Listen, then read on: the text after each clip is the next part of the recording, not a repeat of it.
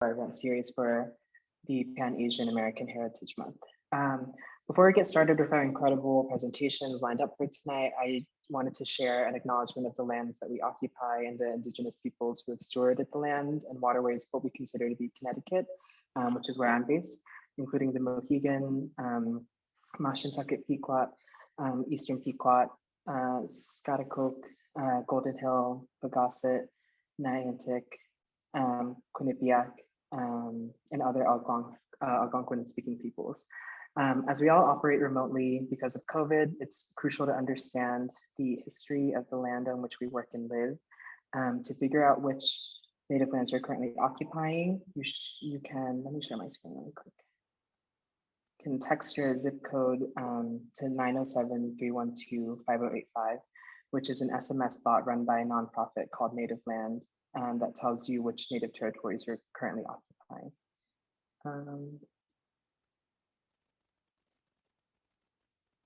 So before we begin with the presentation, I just wanted to send it over to Dean Juliana Yee, who's going to be sharing some introductory remarks with us. Thank you, Min, for your guidance in putting tonight's program together.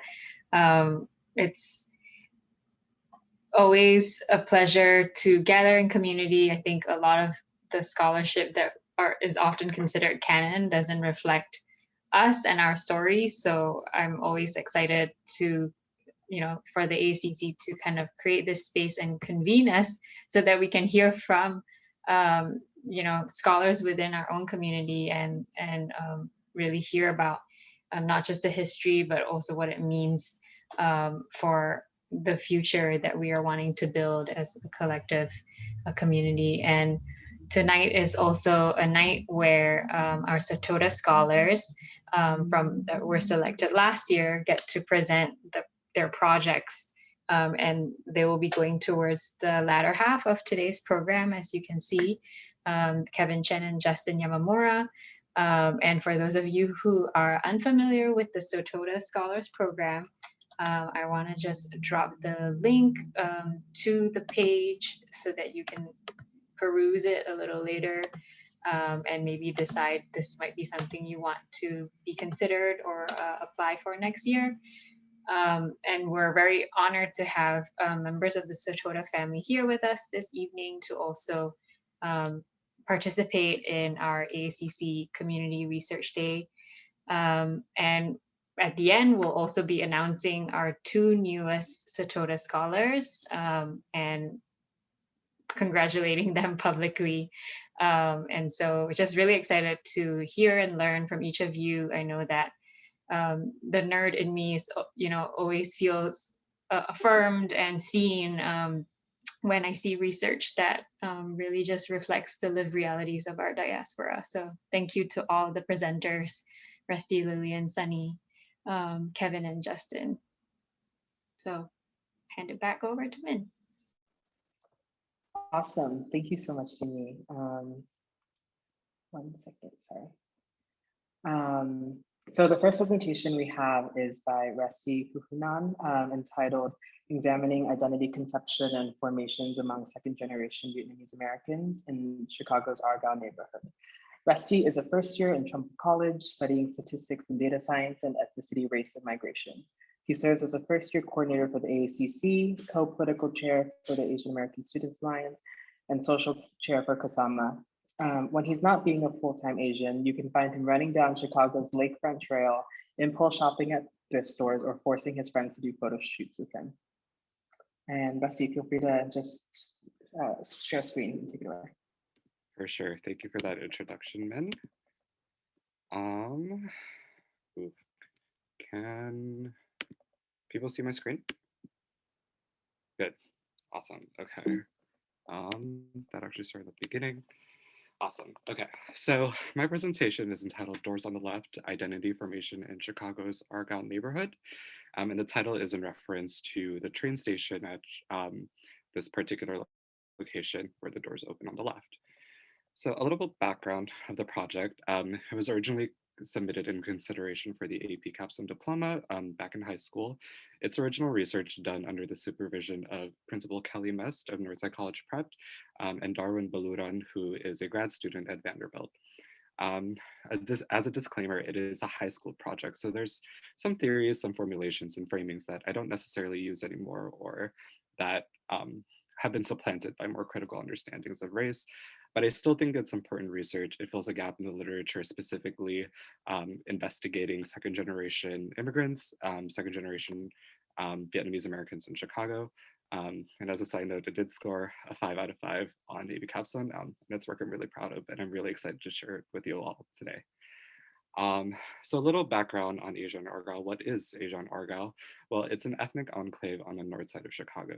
It came to prominence by the mid-1980s after the fall of Saigon, when Vietnamese people were relocated. Both ethnic Vietnamese and ethnic Chinese populations were resettled into this neighborhood on the north side. To define an ethnic enclave, I think Lim et al. Stated it best when he considered it as a geographical area where a particular ethnic group is spatially clustered and socially and economically distinct from the majority group.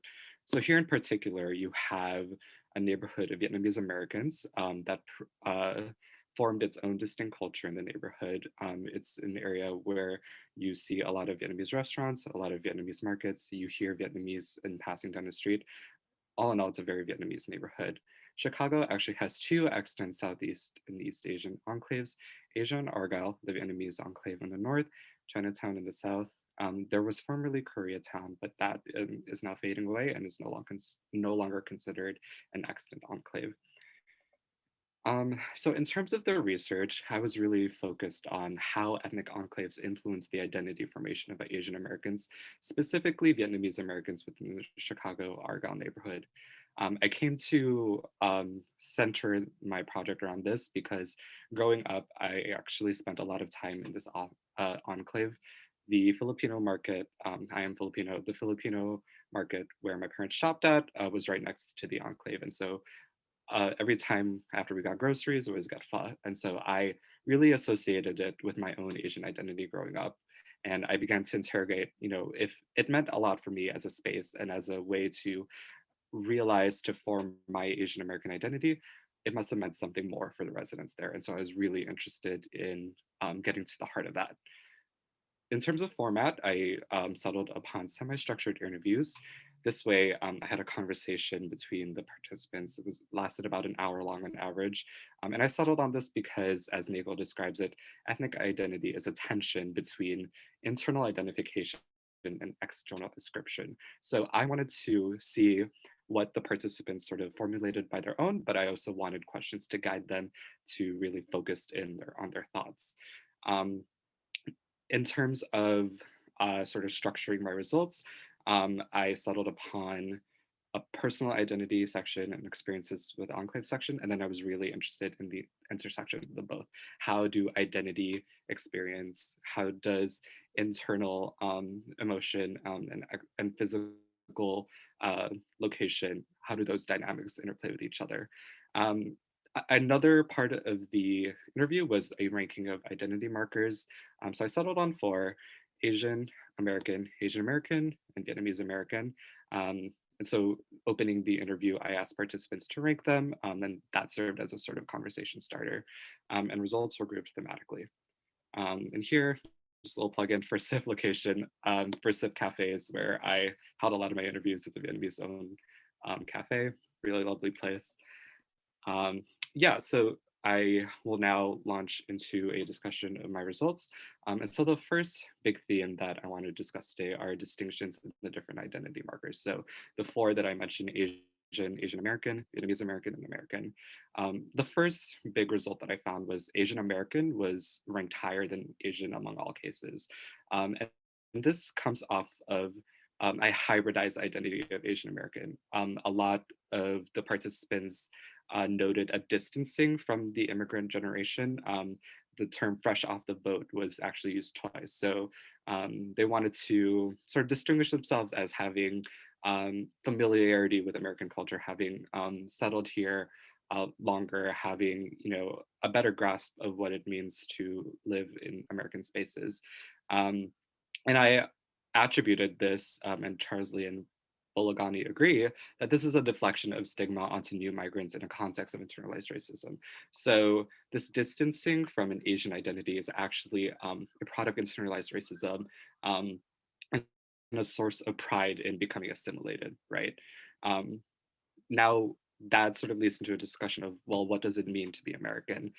The participants associated the term American with white. And so whenever American was ranked, it was ranked really low. And that's because the participants considered whiteness to be an essential part of American culture, one that they did not identify with. Lastly, I want to talk about negotiating Asian identities within a wide context. And so I introduce a framework between racialized and multiculturalist understandings of Asian American identity. So this racialized sort of framework emphasizes the shared otherness of Asian American identity. So this would be more understanding, more supportive of a pan-Asian sort of realization, taking together the different facets of different cultures and forming solidarity and forming a really unique Asian American identity. The multiculturalist framework, however, emphasizes cultural diversity under the umbrella. So you have this pan-Asian identity, but multiculturalist perspectives sort of pick out, sort of still take pride in their, for example, here, Vietnamese American heritage. And so what I found was the association with Asian American sort of leans into this racialized understanding, right? This pan-Asian identity and the shared understandings between Vietnamese Americans and say other Asian American groups is under this shared otherness. But I also argue that in the struggle to be distinguished among the white mainstream, a unified Asian American voice dominates those of its constituent communities. So within their interviews and within the research that I've done, this racialized understanding of an Asian American identity can actually be harmful in sort of stamping out the nuances of those individual cultures. So one of the second findings that I had, and one that was really surprising to me, was the sort of dynamic between sensory experience and identities. So participants often turn to sensory experiences when asked about distinguishing aspects of Argyll. Hearing Vietnamese in passing, smelling, the food that is cooking on the sidewalk or within restaurants from the steam vents. Their descriptions of Argyll and their descriptions of the place were really wrapped up in sensory experiences. And I sort of attributed that to what Trio distinguishes as everyday ethnics and isolated ethnics. So everyday ethnics, these confrontations with identity are not really distinguished from any other elements of everyday life. That is, people living in Argyll are so immersed in this culture that it becomes this integral part of their sensory experiences. They live, breathe, eat, and experience Argyll in all forms of the word. I think that's what distinguishes Vietnamese Americans growing up in Argyll from the rest, is that they really have this immersive experience of Vietnamese identity and Vietnamese culture. Last big theme that I wanted to hit on is envisioning the future of Argyll. So you have this community that has existed for decades, but it's really currently in flux. There's a declining population, specifically within the second generation that I study. Moving to the suburbs where it's considered a step up, leaving the enclave is a sign of achievement. And that's because the enclave is really associated with violence. One of the participants that I interviewed mentioned his experience of having a stray bullet shatter his window. And after that, the Argyll that he knew was sort of marred by that, right? It was marred by violence. And so that's a really common experience among a lot of the second generation, this perception of violence in Argyll and the ethnic enclave. And so you have the second generation that really sees it as somewhere to grow out of. There's also a perceived lack of professional growth. And that's because, a lot of these businesses are restaurants, they're cafes, they're not really, for those with a college degree, there's really no perceived room to grow. And so that's why a lot of the second generation is leaving. You also have external forces affecting the Argyll. A really big one is gentrification. So there's a really big lack of affordable housing. There's a large rise of chain stores and push out local businesses. And I think what's notable here is that gentrification is usually perceived as having a white agent. But I argue that here, Pan-Asianism is actually a really big agent of gentrification as well. You see here, I've included a picture of Kung Fu Tea that has recently opened a location at Argyll. And it's drawing business away from some of these local businesses. Kung Fu Tea is nowhere near distinguishable as Vietnamese, right? It sort of caters to this Pan-Asian identity. And so you have these businesses like Kung Fu Tea. There's also Bingo Tea opening up that draw customers away and really draw from the authenticity of Argyll. One participant noted it as a dilution of authenticity. And I think that's where the limits of a Pan-Asian identity really come through. So in terms of some of the limitations with the study, there is a little inherent bias. It was a non-random sample. I actually personally knew a lot of the interviewees, and so that might taint my experiences with the enclave. As I had mentioned, it's also a space where I grew up in. It's a space that I know really familiar, and so I write about it with sort of a rosy depiction. Again, it was high school. But I still really do believe in a space, and I think you can see that with my writing. I also really only interviewed fluent English speakers. I'm not Vietnamese, but I think that something that could add to the conversation is interviewing more recent immigrants, those who might not have the same level of bilingualism, or maybe only exclusively speak in Vietnamese. If I had the language capability, or if I expanded this project a little bit more, I'd want to see how ethnic enclaves really affect all sorts of people, right? This was actually supposed to originally be a study between Chinatown and Argyll. I wanted to compare perceptions of Asian American identity between the two ethnic enclaves in Chicago. Here is a picture of Chinatown in the south part of Chicago. It's distinct from Argyll in that it's much bigger, it has a much more storied history, and it's more famous. Unfortunately, I did my research right when the COVID-19 pandemic hit, and so I really only got a chance to study Argyll, and so I hope in the future that I could do a more comparative study. I also would like to follow up post-pandemic. A lot of these ethnic enclaves have been hit by anti-Asian violence, by the COVID-19 pandemic, shutting down businesses. And so I want to see how these enclaves are, struggling to survive, or, continuing to thrive in the face of adversity. But sort of to wrap up, one of the reasons why I think this research is so important is that it provides a space, again, for Asian Americans, and specifically in Argyll, Vietnamese Americans, to understand and formulate their identity. One participant described the residents as, people who understand and love and believe in this space, and believe in this space as a catalyst for community development. And that's something I really believe in too. I think that the immersion of culture that you get with ethnic enclaves, this really concentrated culture, you step in, again, you hear Vietnamese, you smell the food, you know your neighbors, you can talk to them, it feels like a home. I really believe in, the experiences that they've had, and the importance that they attach to them. And sort of what I wanted to do with this research was highlight some voices that weren't really represented. Again, Argyll is not, being a relatively new enclave, has not been studied as much as other enclaves. It's smaller than other enclaves. And I think that filled a gap with this research. I was really excited to share with you all today. So thank you. Amazing, thank you so much. And yeah, thanks for your presentation on Vietnamese American identity as it relates to like the local geography of the Argyll. And I think to save some time, we'll be doing questions near the end after everyone's presentation, so that we can have a sort of like comprehensive and collaborative Q&A session rather than like individuated ones. So I'll just transition us to our second presenter. So we have Lillian Hua, who will be presenting on her senior essay for the major in ethnicity, race, and migration. Lillian is a second generation Chinese American who traces her roots, one second, my script disappeared, to Chicago and Shanghai. At Yale, she is majoring in ERNM and economics and has had the privilege of centering her undergraduate experience around Asian American and BIPOC communities, social justice, human rights, and economic research. Her presentation for tonight is titled Adios to Justice, Japanese Peruvians, National Formations, and the Politics of Legal Redress. Thank you, Min. Thank you, Rusty. I can't believe you did that as a high schooler. I don't know what I was doing in high school.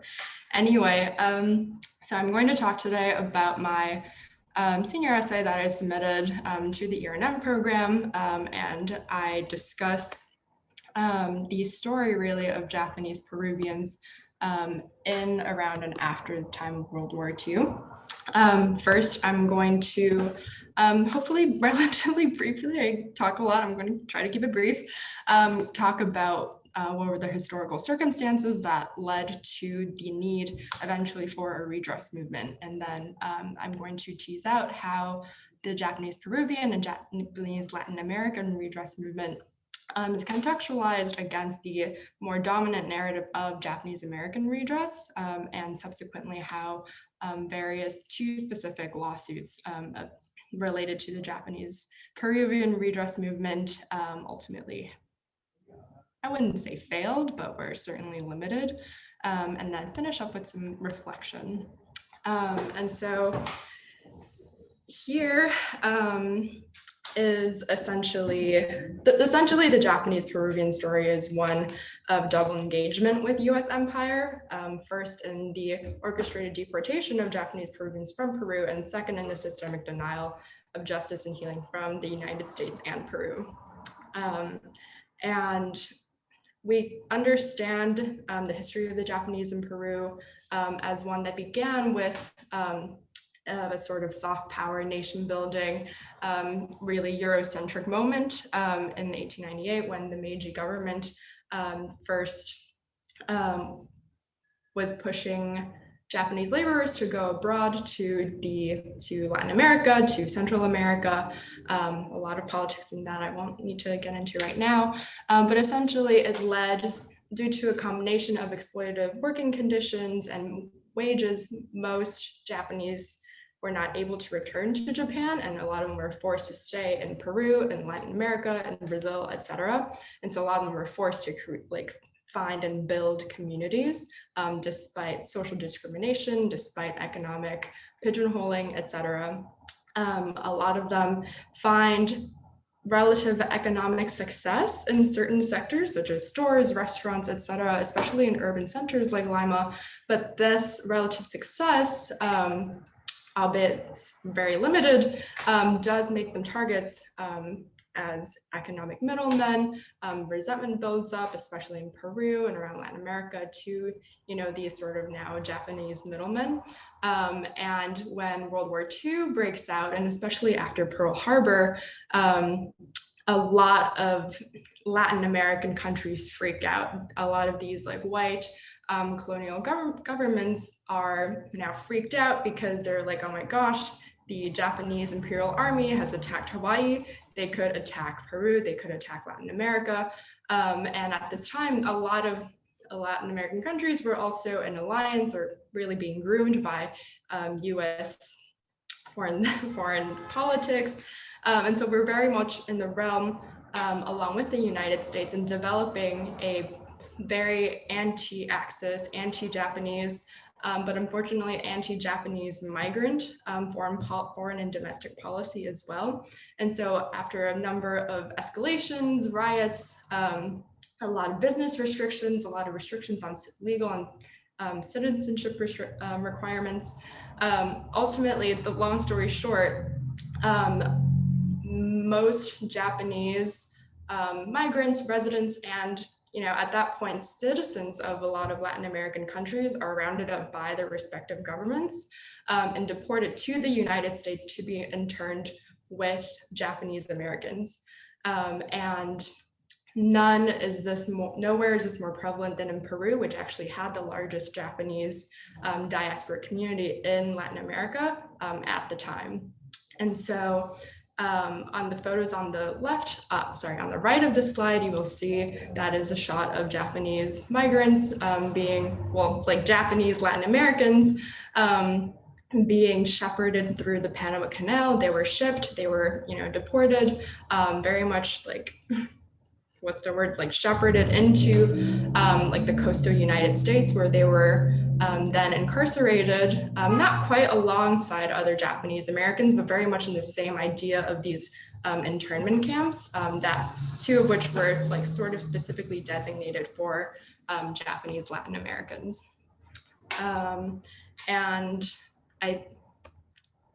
And I think another thing I want to highlight during this period is that a lot of the anti-Japanese Peruvian and Latin American legislation during this time employed actually a really similar strategy as the California Alien Land Law or the US Immigration Act in 1924, and that there are a lot of political acts targeting the Japanese diaspora vis-a-vis phrases like jus sanguinis, which is supposed to be this implicit, and in a sense, there is no explicit mentioning of the group of Japanese ancestry of anything, but it is very much understood and functionally only targets this very specific group, in this case, Japanese Americans or Japanese Latin Americans.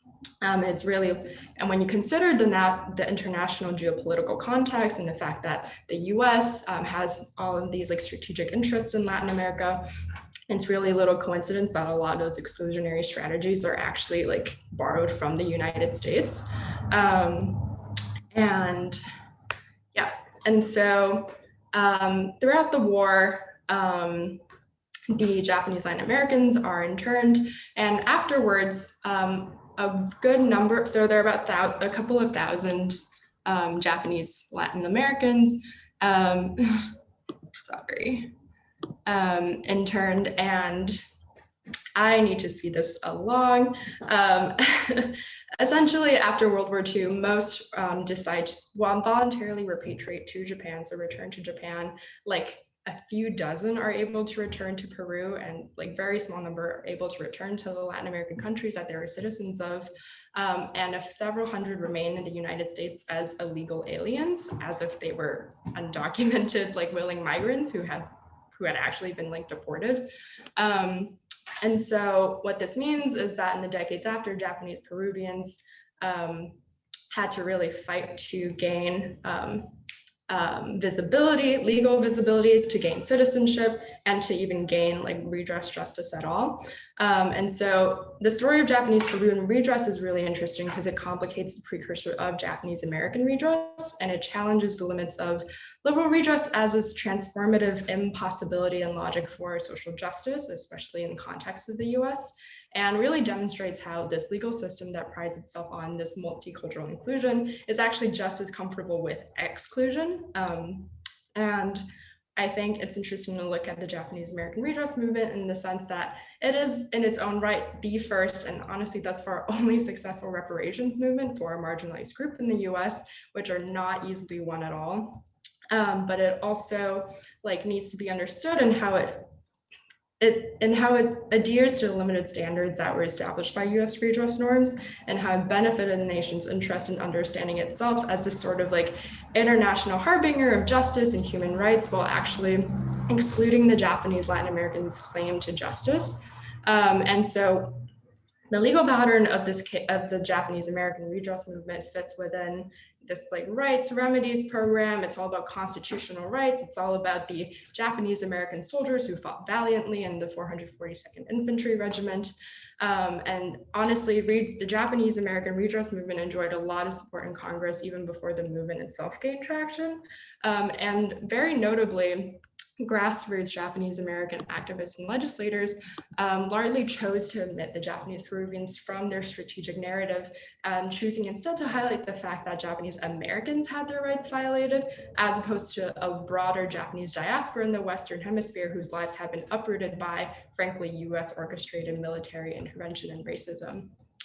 Here is a quote from Representative Norman Mineta in a congressional hearing in internment redress in 1987. And I don't need to read the entire quote to you, can probably just skim it over yourself.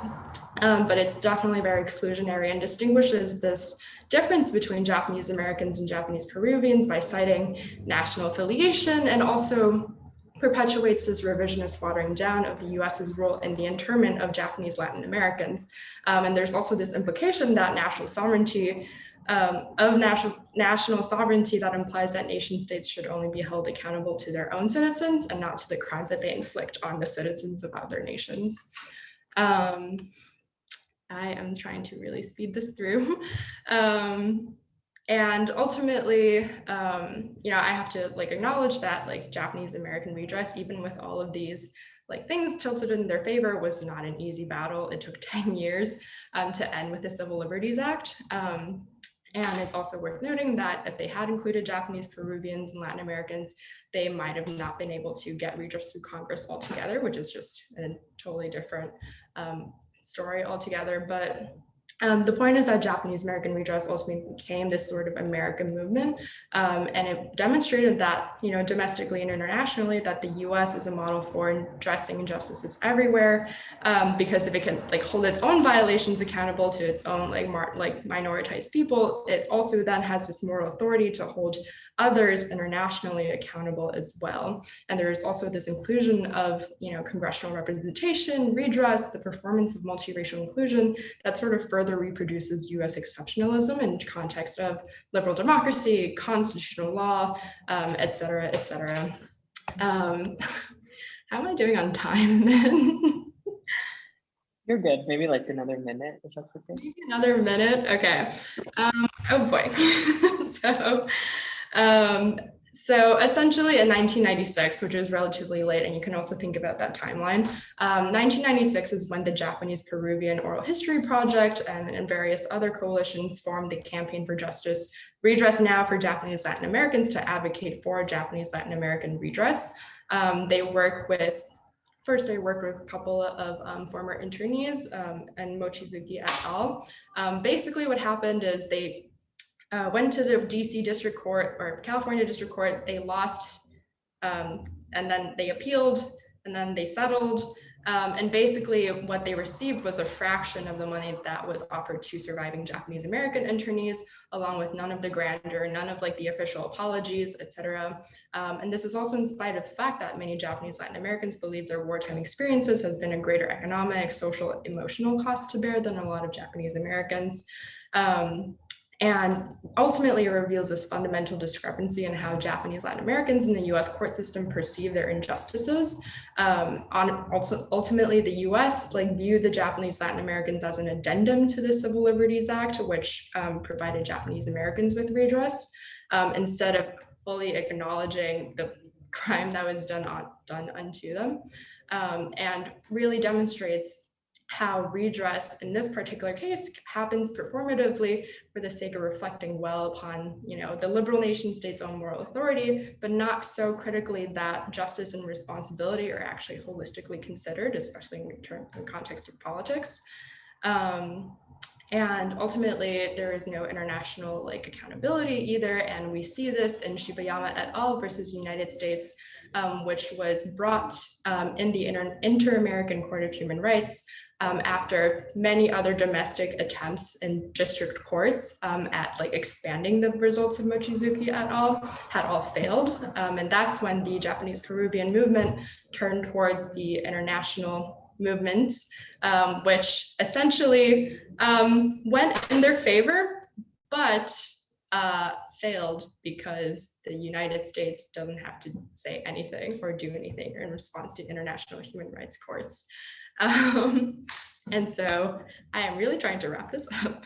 But ultimately, I think learning about the Japanese Peruvians, which are so understated and so underdiscussed, even within the canon of Japanese American internment studies, is so important because it asks us, when is a figure unredressable? Who is an unredressable figure? It kind of makes us reflect on what US hegemony really means, because if the US can act with impunity to fight its wars for the sake of liberating others, and then sort of liberate its own from itself, it's also committing these war atrocities that are also becoming unredressable by its own like circular logic. And within the limited paradigm of human rights as a solution to justice in liberal societies, I want to reflect on Lisa Yonayama's questions. You know, which and whose sufferings are known to us, and for whose and which suffering is human rights justice actually exercised? What does human rights justice even mean, honestly? And which acts of violence are regarded as unjust and deserving of redress, while others are very much rendered invisible even by critical race studies? And as someone who was and maybe is interested in public interest law, I just want to acknowledge with my whole chest right now that legal systems are not destined to be the final destination of justice. They never were. And oftentimes, as we see very aptly demonstrated in the Japanese Peruvian case, justice is forced to be this sort of moving target where demands and expectations are forced to be tempered again and again in face of these imperfect systems. And I will give it back to Min. Amazing. Thank you so much, Lilia, for that presentation. And the final sort of note on my application and the sort of how the law isn't the sort of final destination of any form of redress or reparations. I really appreciated that. For our third presentation, we have, the title is When Fire and Water Meet, and it's by Sunny Liu, who is a junior double majoring in history and studio art. In addition to her academic commitments, Sunny is a political staffer at the AACC, a student curator and tour guide at the Yale Center for British Art, and a policy and organizing intern at the Children's Defense Fund, fighting for equitable healthcare in Texas. So thank you, Sunny. Awesome. Hi. Okay, let me share my screen and start presenting. Sorry, computer's running a little slow today, but hopefully y'all are able to see. And just for some, I guess while we're waiting for my screen to load, or at least I'm still waiting for my screen to load, just for some other context, a lot of my research is kind of interested in my own upbringing as someone who was a first-gen immigrant to the States. And I grew up in Houston, Texas, so I think a lot of that has informed my interests. And so there are kind of these two ideas for my senior thesis for history that I'm considering. And I thought that this would be a great space for y'all to give me some feedback and help me decide which one to pick. So I'll present on in this sort of order of one, this idea of that's more located in the US-Mexico borderlands. And it's a story of how capitalism, unfortunately, settler colonialism, Chinese Exclusion Act, legal history, they all kind of intersect in northern Mexico. And it's an idea that is less, I think, less, I guess, done as much as the other one, just the second one, in that I have hard time finding sources for it. It doesn't seem like a lot of people are researching this. And I think a lot of the archives are in Mexico. So that is one issue with COVID right now. Second one is on racialized violence against Vietnamese Americans in the 1970s and 80s by local white fishermen who then eventually, some argue that their movement was co-opted by the KKK. Others say that they invited the KKK. It's also some part of history that could be explored a little bit more in my thesis. And this was happening all along the Gulf Coast. And I know that we said we'd save feedback and questions to the end, so feel free to do that at the end. I just want to give the disclaimer that there will be talk about death, genocide, and racial violence. And so feel free to step away at any moment if you're not comfortable hearing any of that right now. Totally understandable. So the first idea, I kind of gave it this silly name, Railroaded in Mexico. It has these four players, I would say, in it. One, the US government, who made the Chinese Exclusion Act of 1882, banning all Chinese people currently living in the United States from ever getting a path to citizenship, as well as any new Chinese folks who want to come to the United States from immigrating. Second player would be Porfirio Diaz, a president of Mexico who decided that one of his big missions was railroading Mexico. So building railroads, that way this giant country Mexico can have transportation across the nation, as well as he was not a big fan of a lot of the indigenous populations that lived in Mexico, especially the Yaquis, who was a nation that lived in northern Mexico, and he really wanted their land. Third player was American capitalists. So these big, rich businessmen in America who really wanted to find investments. And at that time in the 19th century, railroads are a really hot investment, and they started to do it in America, but then they later found that Mexico was a great place to invest. And fourthly, there were the Chinese migrants who, because of the dire state and of anti-Asian, anti-Chinese violence in the United States, as well as this law excluding more of their family members or anyone else from their community coming over to the United States, a lot of them ended up leaving the US and going to Mexico. And so these four players kind of have all been studied on their own, but not really together. And so my research, I hope, would investigate the ways in which these American financial interests worked with the Porfirio regime to employ Chinese Americans barred from US citizenship by the Chinese Exclusion Act as a cheap labor force to build railroads in Mexico. And I'll also investigate how, because they now have this cheap labor force in Mexico, namely the Chinese Americans who were ousted from the United States, they no longer relied on Yaqui indigenous labor. And so they decided, hey, well, if we don't need the Yaqui nation to provide any of this cheap labor anymore, this is perfect. We wanted their land anyway. And so unfortunately, Porfirio saw that as an opportunity to engage in a series of really violent conflicts that ultimately led to a giant genocide of Yaqui peoples and permanently displaced their community. But also, by the end of this whole process, the Chinese migrants in Mexico were also unfortunately experienced a lot of displacement, because once they were done building the railroads, the Mexican government and the Mexican people did not really want them or have a use for them anymore. And so they also ousted them from much of northern Mexico. And so I think that one question I always want to think about, especially here, is I guess like how all these influences of racism, capitalism, migration, and law kind of intersect in this history. And so the two instigating events for this kind of discussed already. And so I think that these were the events that really intertwine the two fates of the Chinese Mexicans or Chinese Americans. I think that that's something I will think about how to call them too, and the Yaquis in northern Mexico state of Sonora. And one thing that I think a lot of people don't investigate is kind of the role that the US government played in a lot of this, where I had found some documents kind of listing correspondence between the US and Mexican government. So that's something I want to explore, as well as a lot of people don't really talk about the influence of American capital in these events as well. And so I think that's something I really want to explore. And this, unfortunately, like I said, doesn't really have that many sources I can find. They're available to me online. And so I think it's a little bit more of a long shot. The other idea I had for my thesis is the story of racialized violence against Vietnamese Americans along the Gulf Coast. So to set the scene, the Gulf Coast is really everywhere along the Gulf of Mexico, from Texas to Florida.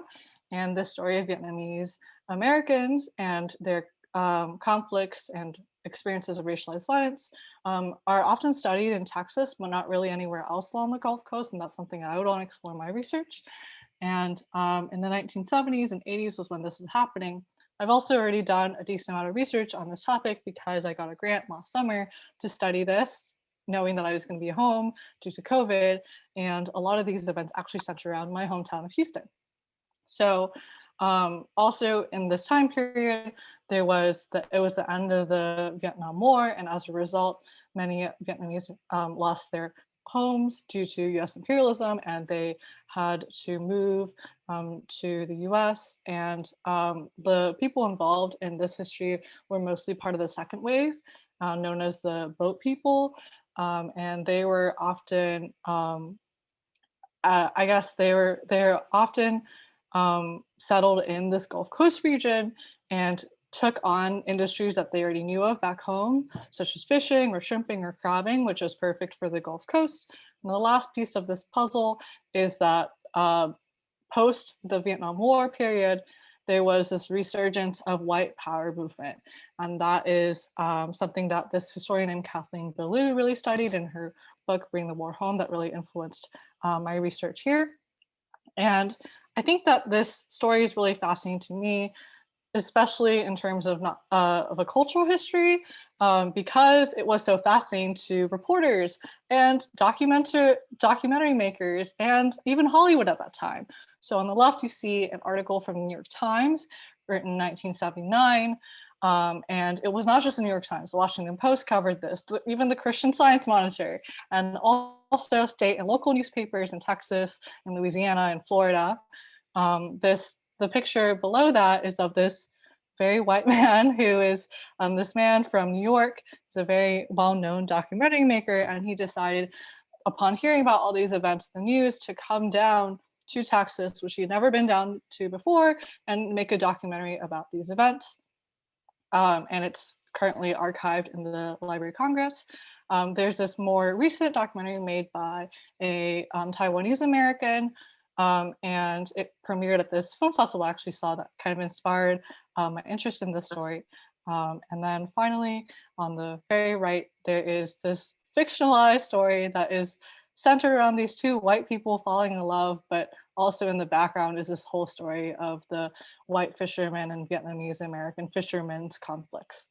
And so I think in looking at all the newspaper archives, something I discovered, which was not surprising, was that in fact it was mostly the local and state newspapers that did, in my opinion, a much more respectful and just honestly more accurate job representing a lot of the events that happened. The more national ones, like the Washington Post and New York Times, really seem to be almost so obsessed with this idea of, wow, this is a story that like you never would have thought of, and sensationalizing it and being so shocked that this is happening in the South. And I guess kind of this long-standing assumption that Asian Americans really only live on the West or East Coast. And you can kind of see from this quote that, and I think something else this quote brings up is this weird language they use, like calling white people natives, which showed up in a lot of different articles, unfortunately. And I think that something else that a lot of the news coverage did was that they made a lot of the KKK rallies and the things that the KKK did seem very benign and normalized. So this is a barbecue event, which is what the newspapers presented as, but it was really a KKK rally where they were burning effigies. And there was also a lot of racialized anti-communism and paramilitarization, where former Vietnam War veterans came back and started training members of the KKK with what they learned from the Vietnam War. And finally, there was this court case that happened because the Southern Poverty Law Center decided to represent a lot of the Vietnamese American fishermen who created this association to have this court case, and they won. And it's seen as this giant victory, but I think that in reality, this is a piece of history that people don't really grapple with, including in Houston, where Houston really loves claiming it's how accepting it is of all immigrants and of all refugees. And you can kind of see with these newspaper articles kind of that. But in reality, I grew up in Houston. I went to public schools there, and we never talked about this history. I grew up in Asiatown in Houston for that reference, and I never saw anyone mention any of this. And so I think that that's something I'm interested in this project. I know my time is up. And so that is it. Thank y'all for listening. Amazing. Thank you so much, Sunny. And then moving on to our fourth presenter, we have Kevin Chen, who was named a Satoda Scholar last year. So Kevin is a senior majoring in ethnicity, race, and migration with a focus on Afro-Asian intimacies. His work and scholarship are informed by his family's experiences navigating the justice system as he seeks to reimagine carcerality and community through a queer abolitionist framework. Previously, Kevin has studied Japanese American incarceration at the Angel Island Immigration Station Foundation, has worked with incarcerated parents at the Bronx Defenders as a Lehman Fellow, and has collaborated with students at the Yale Prison Education Initiative. For his Satoda Scholars project, he will be sharing a presentation titled, "I'll Make a Citizen Out of You, Constructing the Marshall Aryan Nisei During World War II." Thank you, Min, for the intro. Sorry, I'm just gonna get my presentation up.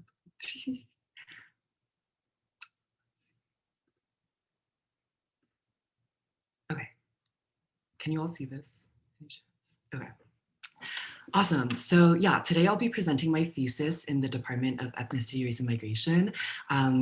More about it, it critically examines citizenship not only as a legal identity, but also as a formation that is co-constitutive with racial, social, and cultural belonging. And by employing this framework, I'm using Lisa Lowe, who's a professor at Yale, her historiographical method of identifying the material trace of history, or quote, the ways in which political representation itself fails to dissolve the historical exclusion that racializes Asian immigrant labor. Okay, I want to first situate this presentation in a definition of martial citizenship by Lucy Salyer with this quote presented here. So here Salyer explains the strong link forged between military service and citizenship and how the United States' engagement during wartime allows for the expansion of citizenship rights to those who serve in the military, those who otherwise had no opportunity to otherwise become citizens. During World War I, the Issei, or first generation Japanese, who are non-citizens, often enlisted in the army to become legally enfranchised and gain formal citizenship rights. But because Issei during World War II held a heightened suspect alien status, this pathway for citizenship for them was impossible. So just looking during World War II, starting in 1941, my project turns to look at the Nisei, second generation Japanese Americans who already had legal citizenship rights by their birth in the United States. I was interested to see how the Nisei evoked martial citizenship to overcome their existing racialized statuses, and how despite their formal legal claims to citizenship that they had by birth, how they were required by the nation state to prove that they were in fact social citizens in order to become fully included and socially assimilated into the national polity. So during World War II specifically, we see strong narratives of Nisei martial citizenship, specifically within the 442nd Regimental Combat Unit. This combat unit comprised of all Nisei men, many of whom came from concentration camps or had relatives who were incarcerated.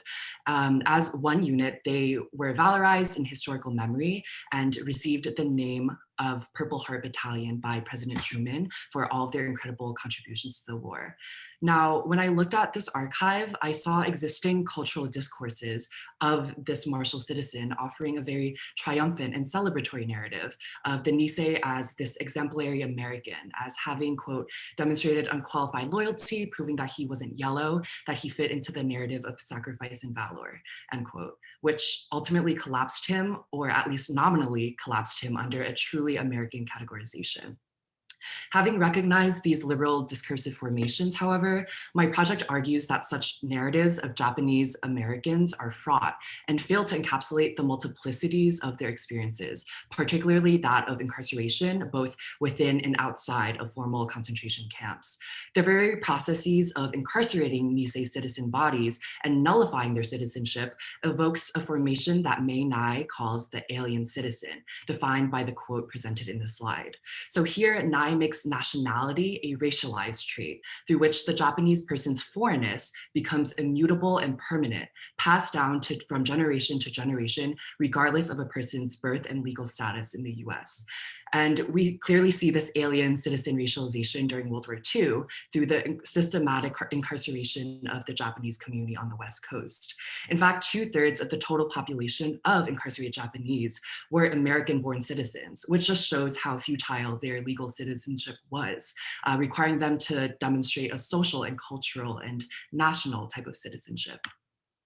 So my paper argues that the mechanisms of liberalization propelled by the nation state, as seen in the cultural and literary archives, cannot override the systematic nullification of Nisei citizenship as evinced by carcerality, yet both occur simultaneously. And I prove this by dialectically combining Salyer and Nye's theorizations of the martial citizen and the alien citizen, which helps me to arrive at my own theorization of the martial alien citizen, or a Nisei figure who is juridicially or legally incorporated through birthright citizenship, yet is perpetually imbued with racial alienage and incarcerality, undercutting his incorporation within a holistic type of citizenship. So for the sake of time, I'm just going to talk about one of my project's case studies, which was Seabrook Farms. So it was an agribusiness located in Cumberland, New Jersey. And during World War II, it became the country's largest food suppliers in the US, and also to the US military. So as wartime demands for agricultural labor heightened, Seabrook Farms began to hire incarcerated Japanese populations on the Pacific coast and acted as one of the largest sponsors for resettlement from the camps. The prospects of resettling at Seabrook not only ushered in opportunities for many Japanese to restart their lives on the East Coast, but also evoked feelings of martial citizenship that are similar to the 442nd Combat Unit. Scholar James Sparrow conceptualizes the country's the country's transition into welfare state during moments of war, in which, quote, producerism was a citizenly virtue fundamental to American independence, end quote. So by directly feeding the military, the Japanese could prove their worthiness and their citizenship through their labor. And this fervor of martial citizenship echoes that of the Nisei male soldiers, but although they weren't placed directly in the front lines, the physical front lines of the war, nor were they putting their lives on the line, these agricultural laborers at Seabrook imagined themselves instead on the ideological front lines of war production. Through their individual labor sacrifices, they were able to prove, quote, their patriotic productivity, vital to winning the war and the battle for production. Similar to the combat unit, we see a valorization of the martial citizenship agricultural laborer in the archive. The opportunity to work at Seabrook was constructed as this very highly esteemed, prestigious, and coveted type of role, and was heavily advertised by the WRA, which was the War Relocation Authority. So as you see on the pamphlet on the left, it's just one archival artifact that demonstrates this heavy need for labor. It says, quote, year-round work for men and women, end quote, which underscored how martial citizenship became gendered and opened up to women as well. And as you see in the next two paragraphs, there's a continuation of this gendering of martial citizenship. The Japanese female laborer is working alongside white enfranchised women, which visually elucidates how she collapsed vertically into the imagination of the martial citizen. And narratives of both racial and gender inclusion continue to manifest itself through the figure of the Japanese woman at Seabrook. The archive fits her into this heteropatriarchal parameter of the normative citizen that is imagined by the nation state. In these photographs, for instance, we see women at Seabrook acting as domestic housewives, cooking in the kitchen and hanging up clothes, wearing aprons, looking down and smiling, et cetera, et cetera.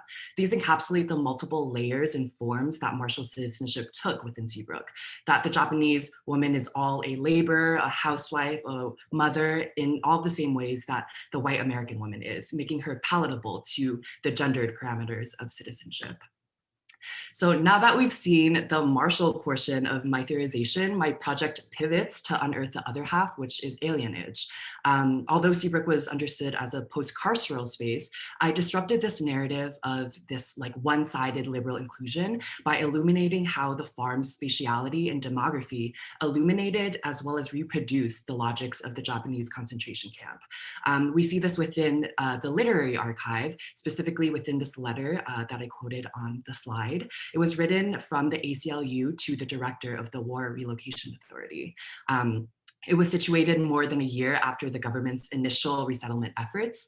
And if you read, the ACLU urges the government to curb its relocation of its Japanese internees to Seabrook because it, quote, set up on the pattern of relocation center life, end quote.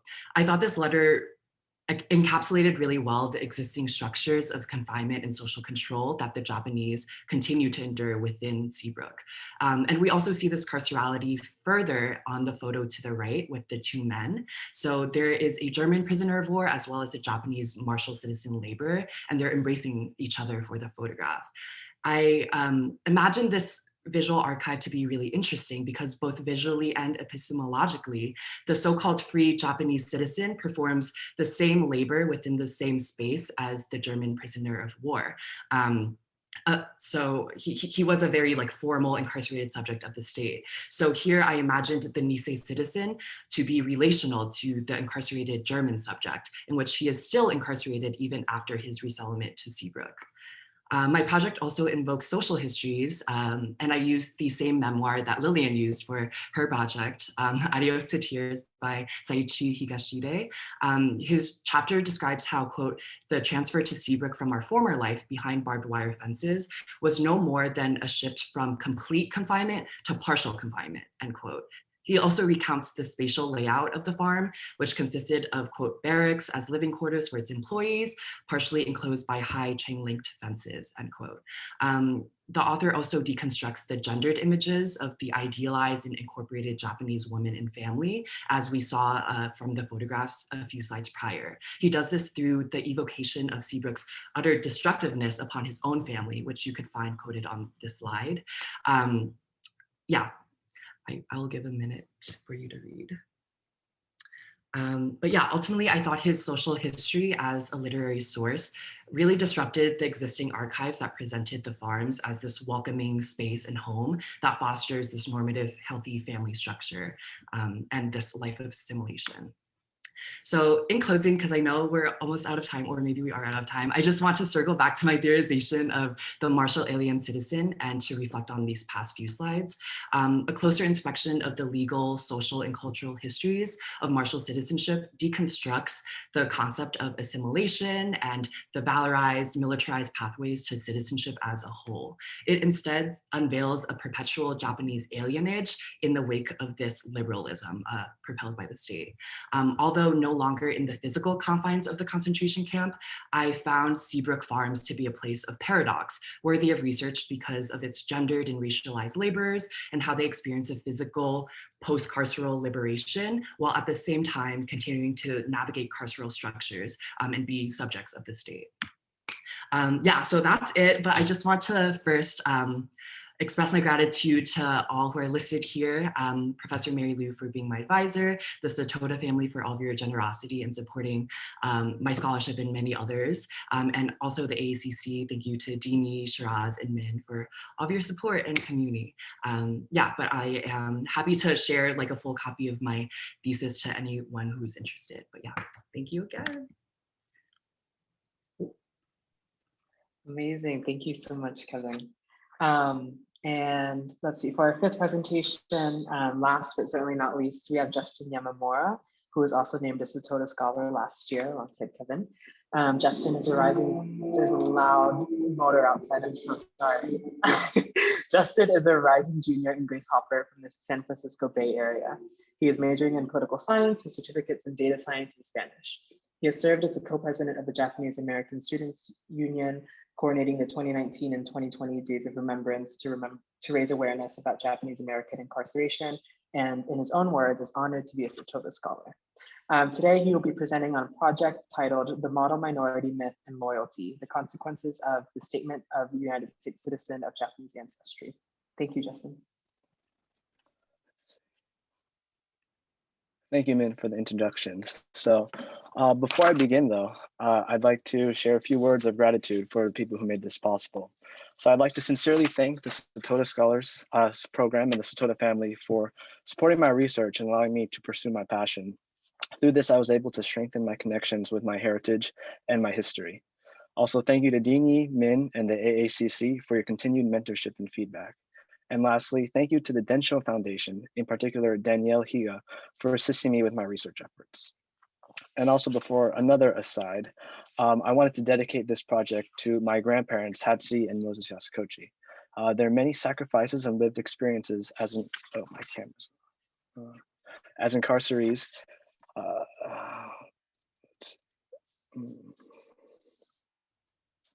Sorry, is my camera off? Yes, it is. Yes. Oops. Sorry about that.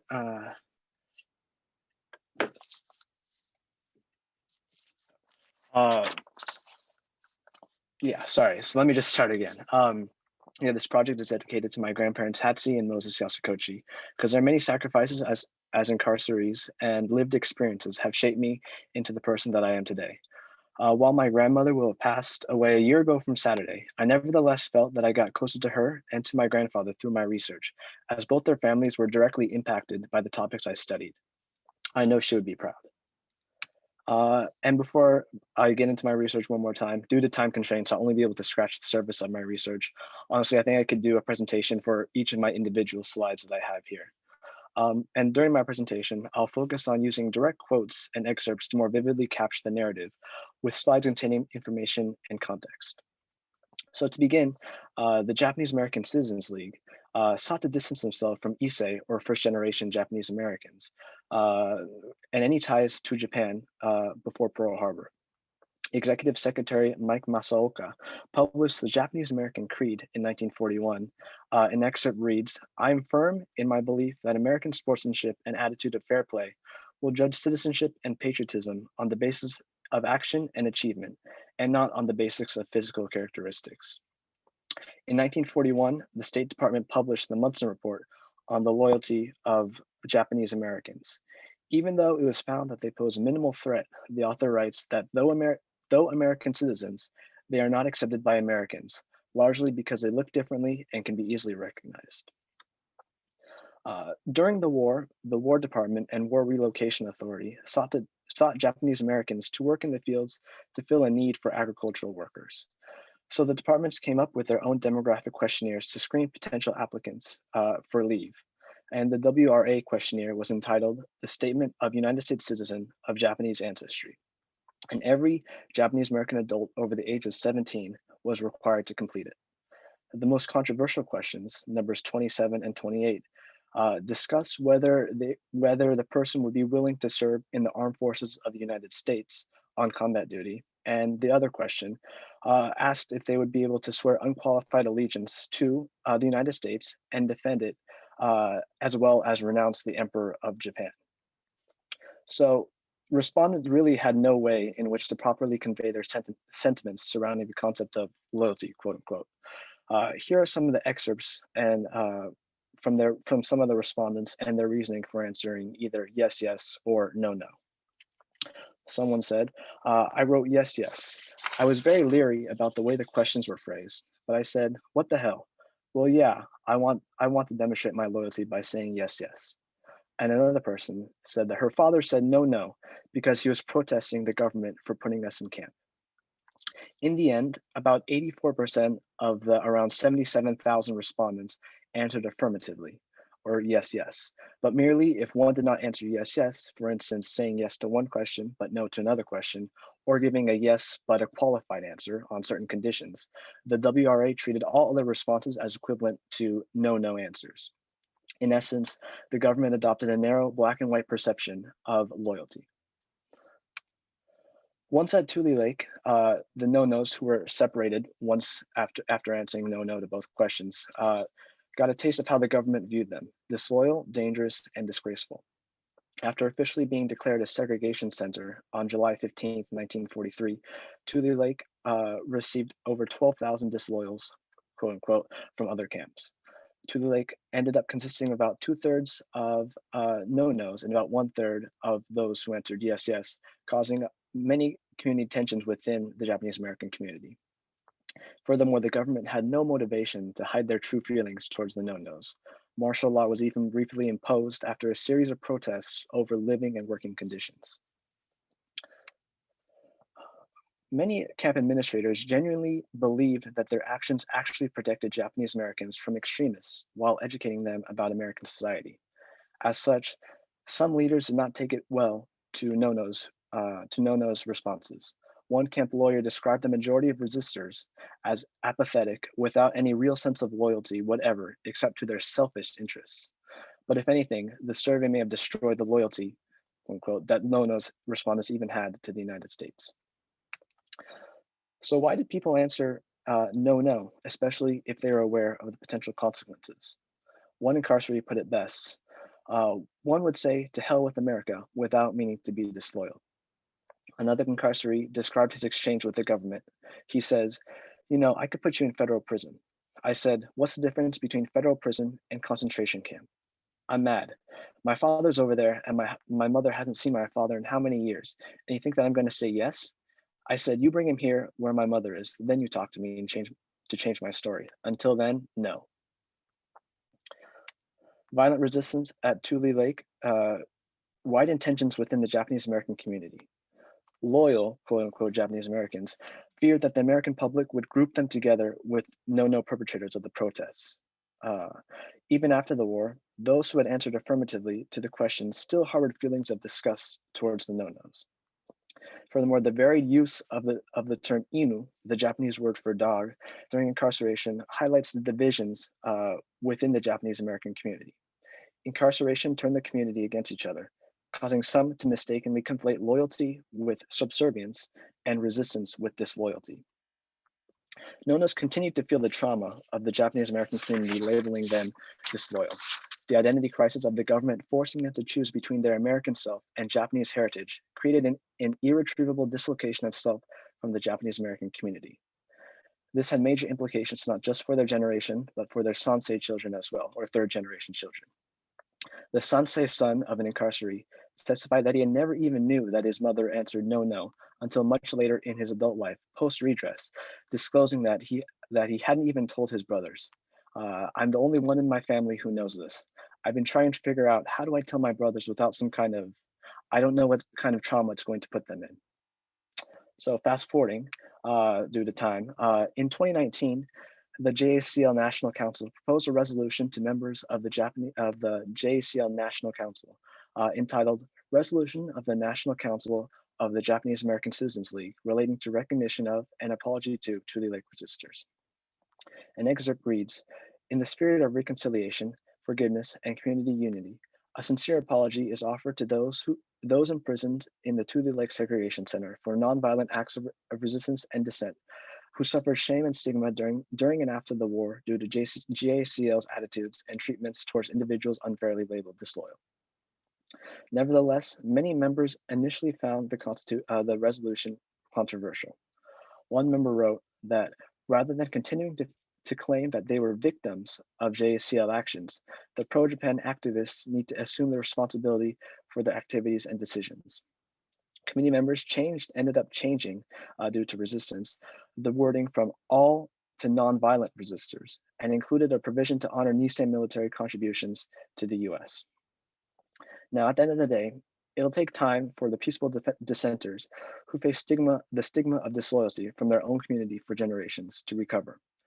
Nonetheless, JACL has finally acknowledged that resistors demonstrated their loyalty and love to America by harnessing their rights under the Constitution. Now, this does not mean to disparage those who answered yes, yes, but rather to understand the multiple ways that existed to demonstrate their same faith in America. Thank you. Amazing. Thank you so much, Justin. Well, I just want to thank our presenters, Rusty, Lillian, Sunny, Kevin, and Justin for their amazing research presentations, which range across so many different disciplines, methodologies, and historical periods. I also want to thank the Satoda family for attending, as well as everyone else who have listened so generously. Before we move on to announcing the next cohort of Satoda Scholars, I just wanted to pass the mic to the Satoda family, just to see if they have any questions or comments or feedback. And because of time, if anyone else has any questions, feel free to reach out directly to any of the participants, whether by email or by the Zoom chat. Well, I want to thank my sister for hanging up just as you said that. So she's gone off the screen now. So I just want to say, all the presentations were very impressive, and I actually learned quite a lot. So thank you all. And I know we're past the time already, as everyone has said. So thanks again. And it's been very rewarding for us, and just so proud of all of you and the work that you do. So thank you.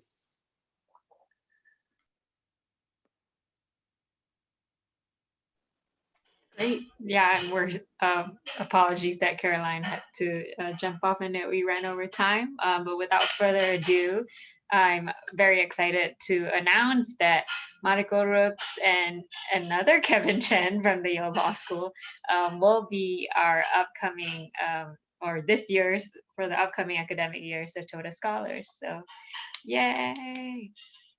And I don't know if Mariko or Kevin, you want to say anything?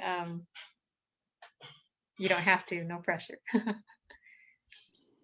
Sure, I'll say a couple of words. Thank you so much to the Satoda family and to the Asian American Cultural Center for this incredible opportunity. As someone who is a descendant of incarcerees and whose life and work centers around the Little Tokyo Japanese American enclave and practices of health and community resilience, it is such an honor to be able to continue the tradition of so many fabulous scholars who have been in this program, and to the Satoda family's legacy overall. And I'm just really excited for the year to come. And thank you so much for the support. Yeah, I'll also echo thanks to the Satoda family and to the Asian American Cultural Center. Very excited to continue the Kevin Chen lineage in the scholarship, but even more than that, to join the community of scholars who are really asking generative and important questions. And I really appreciated just being able to learn about all of your research tonight. Well, yay. Thank you. And I think with that, we're way past time. So thank you all for hanging out. And hopefully tonight's kind of research and presentations were inspiring. Certainly reach out to the individual presenters if you heard anything that you wanted to learn more from.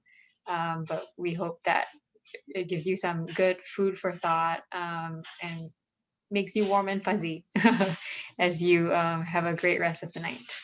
So thank you, David, Satoda, for sticking around. Good night, everyone. Dini, are we taking a